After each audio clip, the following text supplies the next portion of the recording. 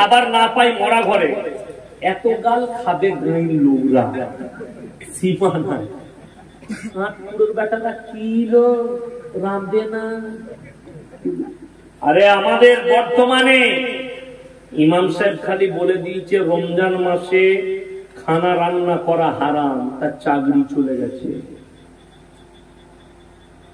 মুসলমান রমজান মাসেও হারাম করে এলান করছে, আসসালামু আলাইকুম, যারা মেহমান এসছেন মাটি দিয়ে জানাজা পড়ে মাটি দিয়ে আপনারা খানা খেয়ে যাবেন। ঝাঁটা জুতো খাবি কবরে, রমজান মাসে কি খানা, কথাটা বুঝতে পারেন?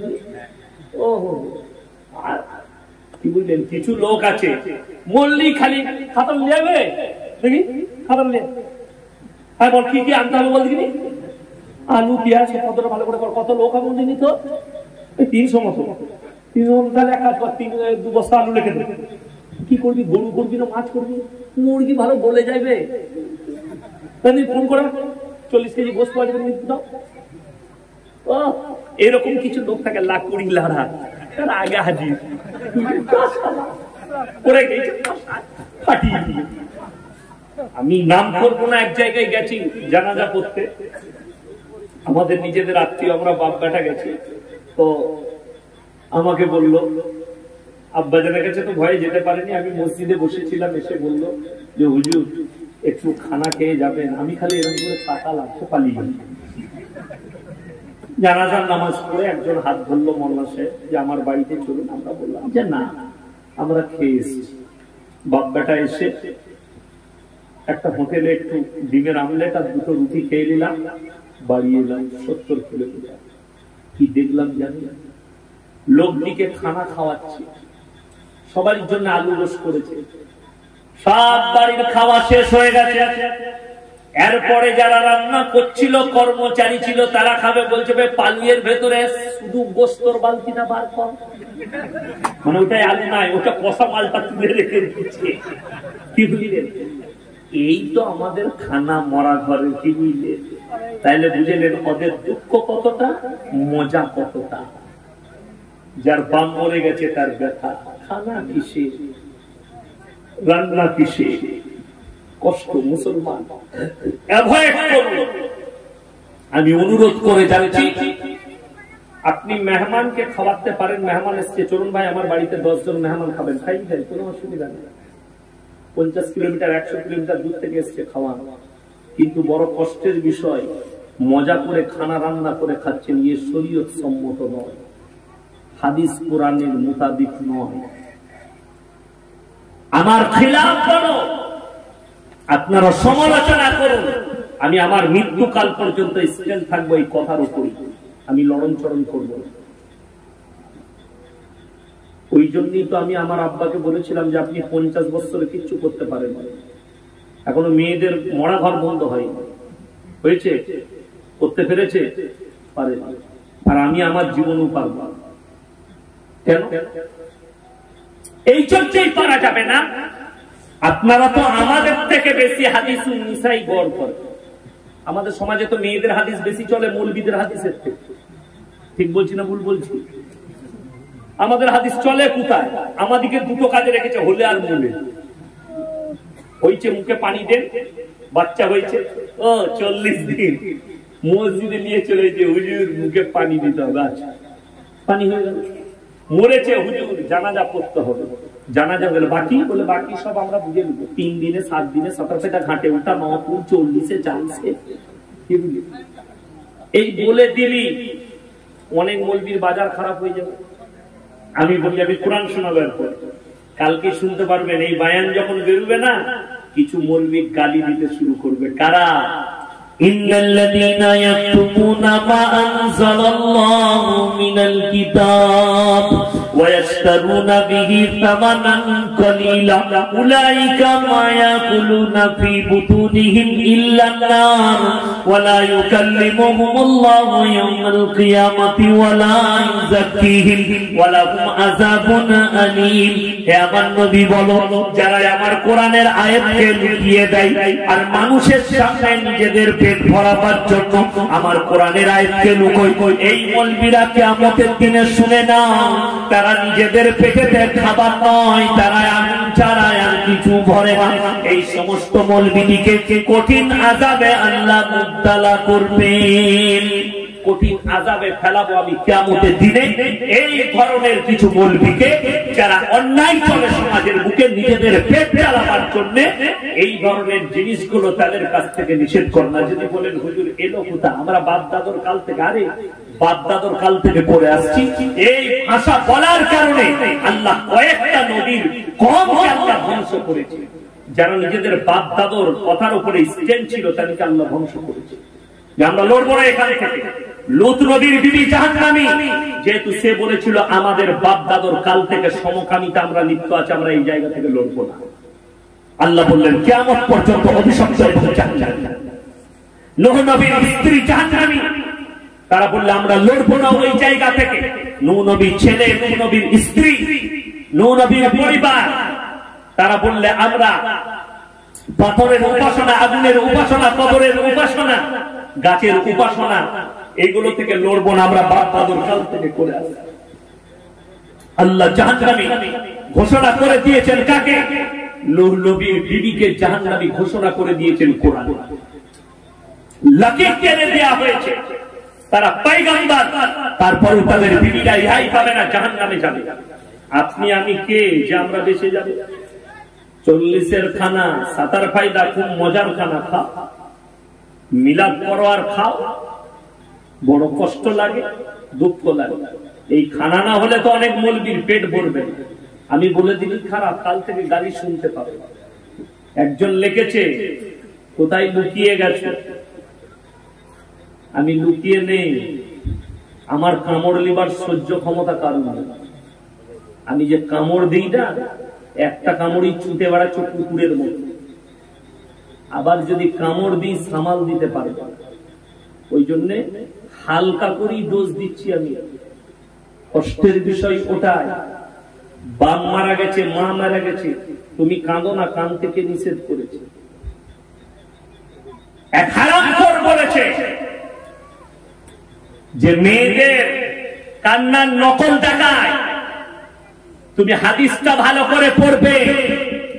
শরীয়তে চোখের পানি পড়েছে নবীজি দুনিয়া ছাড়ার পরে সাহাবীদের, সাহাবীর বিবিদের, নবীর পরিবারে চোখে পানি পড়েছে, কিন্তু তোর মা বোনের মতো বলে বলে কাঁদেনি। কোথায় ওকে টক দিয়ে মাছ খাওয়াই, বলছে খালায় আমাকে টক দিয়ে মাছ খাওয়াইল গো। টক দিয়ে মাছটাও বলছে কে দেখি। কখন ওকে দুটো মুরগি ছানা দিল খালা, সেটাও বলছে খালায় আমাকে দুটো মুরগি ছানা দিল গো। যা বুঝে লোকরা মনে মনে করছে আল্লাহ মুরগির ছানা কি করে কান্নাই ঢুকবে, ফেরেশতারাও খুঁজে পাবে। এটা বলবো না অন্যায় কান্নাটাকে, শরীয়ত বিরোধী কান্নাটাকে বলবো না। এই বলে বলে কাঁদার কারণে অনেক মায়েরা এই মৌলিকতা জানার পরও অজ্ঞ হয়ে থাকে, সমাজকে পরিবর্তন করতে চায় না, যেহেতু এদের পেটেতে এদের খাবারে ভাটা পড়বে। অনেক মায়েরা এমন এমন ভাষা ইউজ করে যেগুলো শরীয়ত বিরোধী কুফরি ভাষা হয়েছে। কান্নার সময় কানতে কানতে বলে দিলে এমন ভাষা, বাচ্চা ছেলে আব্বা মারা গেছে, আল্লাহ গো কি দোষ করে হলো, আল্লাহ তুই এই ছোট ছেলের বাপকে তুলে নিস, আল্লাহকে দোষী। কত বড় খারাপ ভাষা, কুফরি ভাষা। আল্লাহ নিজের নিয়ামতকে ফিরিয়ে নিয়েছে। আমাদের নিজের লোক, কাছের মানুষ বর্ধমান থেকে আসছে, নানা নানি লাতি বসে আছে মধ্যে থাকে, আহা এক্সিডেন্ট হয়েছে, লাতি মারা যাচ্ছে, নানা নানি বর্ধমানে ভর্তি। আমার পুরসায় কালকে তার বাড়িতে গিয়েছিলাম আমরা, আমি তাদের মাথায় হাত বুলিয়ে বললাম আল্লাহ তোমার নিজের নিয়ামতকে ফিরিয়ে নিয়েছে। আল্লাহকে খালি নামাজ পড়ে বলো আল্লাহ সবরে জমিন দান, আল্লাহ সবর দাও। আল্লাহর প্রতি কোনো অভিযোগ নয়, আল্লাহ নিজের নিয়ামতকে ফিরিয়েছে। আল্লাহকে বলবে আল্লাহ আমার এই মাসুম বাচ্চার বদলা তুমি আমাকে কিয়ামতের দিনে দিও, আল্লাহ তোমাকে দিবে। জোরে বলে সুবহানাল্লাহ। যার বাচ্চা মারা গেছে অভিযোগ নয়। কুল্লু নাফসিন যায়কাতুল মাউত, এটার উপরে বিশ্বাস রাখেন। নবী পয়গম্বররা দুনিয়া ছেড়েছেন, দুনিয়া থেকে বিদায় নিতে হয়েছে, আপনাকে আমাকে ছাড়বো না, এটা হতে পারে? বিশ্বাস রাখবেন। বাপ মরে গেলে চোখে পানি পড়বে টপ টপ করে, আল্লাহ আমার আব্বা ভালো মানুষ ছিল, আল্লাহ আমার আব্বা ভালোবাসতো, কাঁদে, চোখ দিয়ে পানি পড়বে, আল্লাহ আমার আব্বাকে তুমি পেয়ারা করে নিয়েছো, আমাকে সবরের জমিন দান দাও, আমার আব্বাজিকে জান্নাতি করো। কাঁদো হে আমার মায়েরা, আমি চোখের পানি ফেলতে নিষেধ করিনি, কিন্তু বলে বলে রোহাত করে সুর দিয়ে দিয়ে কাঁদা ইসলাম শরীয়তে নেই, এটা শরীয়ত বিরোধী। আর যে মৌলবীরা মনে করছে যে গন্ড মূর্খরা বলছে, এই বেদাতি মৌলবী কটা যারা বলছে যে ইয়াসিন কাঁদার নকল দেখায়, শোনো, তোমাদের বুঝাবার ক্ষমতা নেই। তোমরা সমাজকে পরিবর্তন চাও না, পরিবর্তন হয়ে গেলে তোমাদের পেটের বন্ধ হয়ে যাবে, তোমাদের ভাটা পড়ে যাবে, 40-এর খানা খেতে পাবে না, মিলাদ করে 40-এর খানা খেয়ে ফাতিহা করে লোকের মালকে অন্যায় ভাবে তোমরা আত্মসাৎ, তোমাদের খাবারে ভাটা পড়ে গেছে। মুমতাজুল ইসলাম ভাই একটা হক কথা বলেছে, 7 মাস গাল খেয়েছে, মোবাইলটাই বেচারাকে সুইচ অফ করতে হয়েছে। আর আমি ইয়াসিন বলেছি, আমার ফোনে কয়েকশো খালি মা বোন তুলে গালি এসছে, কয়েকশো। আমি শুনিয়েছি, কিছু ইউটিউবারকে শোনালাম, কিছু জ্ঞানী জ্ঞানী ব্যক্তিকে পাঠিয়েছি, এদের আখলাক আর চরিত্র দেখো। এটা সমাজের দিকে প্রকাশ করার নয়। আমি ফেসবুকে ছাড়তে পারতাম, আমি দিতে পারতাম ইউটিউবে, খুবটা আমাদের উপরে পড়তো। একটা অমুসলিম ভাই জানে না যে এদের মধ্যে এত ভাগ বাটোরা আছে, খুবটা পড়তো মুসলিমের উপরে, যেহেতু তারা গন্ড মূর্খ বলে ইয়াসিন গন্ড মূর্খ। আমার মুসলমান ভাই, আমি আপনাদেরকে অনুরোধ করে যাচ্ছি, কোরআন হাদিসের অনুসারী হন, নবীজি সাল্লাল্লাহু আলাইহি সাল্লামের দ্বীনটাকে পরিষ্কার পরিচ্ছন্ন ভাবে নেন, অন্যায় ভাবে নেবেন না, দ্বীনটাকে দ্বীন মনে করে নেন। ওয়া ইসলামিক কালচারে আপনারা ডুববেন না। 40 দিনে মিলাদ করা, 40 দিন করা, 40 দিনে মিলাদ করা, শোনো, তোমার এলাকায় কোন হিন্দু ভাই ভাইকে জিজ্ঞেস করো, তারা 40 দিনে খাদ্য খাওয়ায়, তারটা খাদ্য আর তোমারটা মিলাদ আর খানা দুটো মাল এক, পার্থক্য কিছু না। যদি বলেন হুজুর আমার বাপ মরে গেছে, বাপের জন্য নেকির কাজ কিছু করব না, আমি মৌলভী শওকতের বেটা মৌলভী ইয়াসিন আপনাদেরকে বলে যাচ্ছি, মেটে কুনার ভাইরা, যদি বাপ মরে যায় 1 টাকা খরচা করবেন না। খরচাটা কোথায় করবেন বলে দিই, গ্রামের মাদ্রাসা, গ্রামের মসজিদে সাদকায়ে জারিয়া তোমার বাপের নামে কিয়ামত পর্যন্ত নেকি পাবে। সুবহানাল্লাহ। হ্যাঁ, 40 দিনে মিলাদ করছে, বোনকে বলতে গেছে, বুনাইকে বলতে গেছে, ফুপাকে বলতে গেছে, বিয়াইকে বলতে গেছে, বিয়ানকে বলতে গেছে, এমন করে দাওয়াত দিয়ে বেড়াচ্ছে বাইকে করে, মনে হচ্ছে ওর বাপের বিয়ে, আবার বিয়ে দিচ্ছে বাপে। ও বাবুর চেয়ে বিরিয়ানি, আমাকে বিরিয়ানি খাওয়াবেন তো? আমি বেরিয়ে বলবো, বাবুর্চিটা কোথাকার, এটা হলো বেশ ভালো রান্না হয় নাই, গোশত শক্ত ছিল, ঠিক কিনা কথা বলে। কিন্তু আপনি যদি 40,000 টাকা খরচ করছেন, 20,000 টাকা মসজিদে দিলেন, 20,000 মাদ্রাসায় বেটে দিলেন, 2,000 করে 10টা মাদ্রাসায় এটি মিসকিনদের জন্য, কিয়ামত পর্যন্ত তোমার বাবা মা নেকি পাবে। আর আমাকে খাওয়াবে 40-এর খানা করে, যেটা শরীয়ত সম্মত। জান আমি বলে দিলাম মৌলভী শওকতের বেলা, কার পেটে ভাটা পড়বে শোনো, এই তো শুরু করেছি, দাঁড়া, কি যে করব আমি তার ঠিক নেই, এখনো বাকি আছে।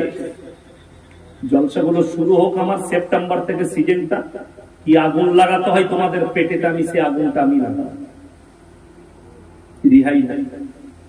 কষ্টের বিষয়, দুঃখের বিষয়, বেদনার বিষয় যে মুসলমান নবীজি সাল্লাল্লাহু আলাইহি সাল্লাম এবং তার সাহাবীকে ফলো করতে পারছে।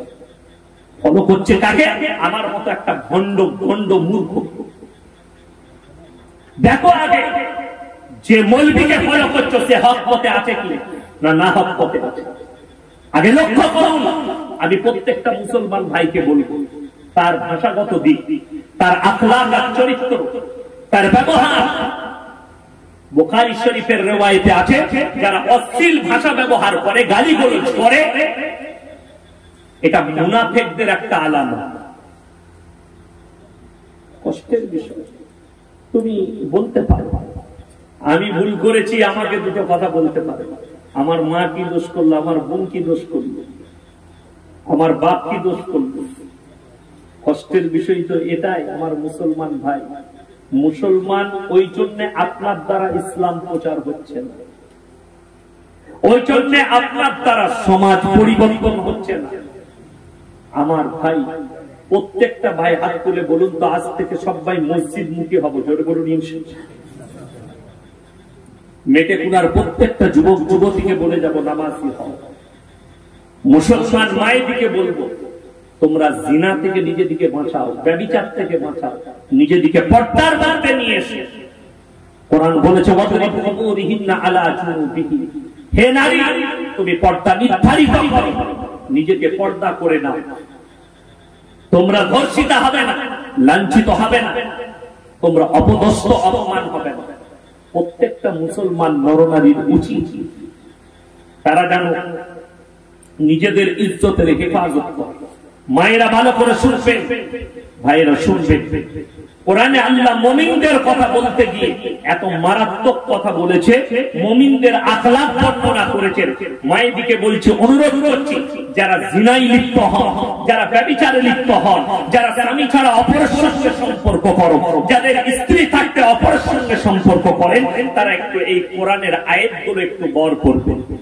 আমার আল্লাহ রাব্বুল আলামিন কোরআনে বলেন, হে আমার বিশ্ব নবী, কাদ আফলাহাল মুমিনুন, হে নবী প্রকৃত মুমিন কারা? আমার নবী বিশ্ব নবীকে আমার আল্লাহ বললেন, আল্লাযীনা হুম ফি সালাতিহিম খাশিউন, যারা তারা যখন নামাজ পড়ে, এক নম্বর চরিত্র, তারা যখন নামাজ পড়ে তারা নম্র বিনয়ের সঙ্গে নামাজ আদায় করে, স্থিরতার সঙ্গে নামাজ আদায় করে। এটা এক নম্বর। তারপরে বললেন, হে আমার নবী, আল্লাযীনা হুম ফি সালাতিহিম খাশিউন ওয়াল্লাযীনা হুম আনিল লাগবি মুরিদুন, এবং তারা নিজেদিকে গুনাহ কাটা থেকে বঞ্চিত রাখে। ওয়াল্লাযীনা হুম লিযাকাতি ফাইলুন, এবং তারা যথাযথভাবে যাকাত প্রদান করে। ওয়াল্লাযীনা হুম লিফুরুজিহিম হাফিজুন, হে আমার বিশ্ব নবী বলো, এবং নারী পুরুষ বয়সে তারা হচ্ছে মুমিন ব্যক্তি, যারা নিজেদের লজ্জা স্থানের রক্ষণাবেক্ষণ করে।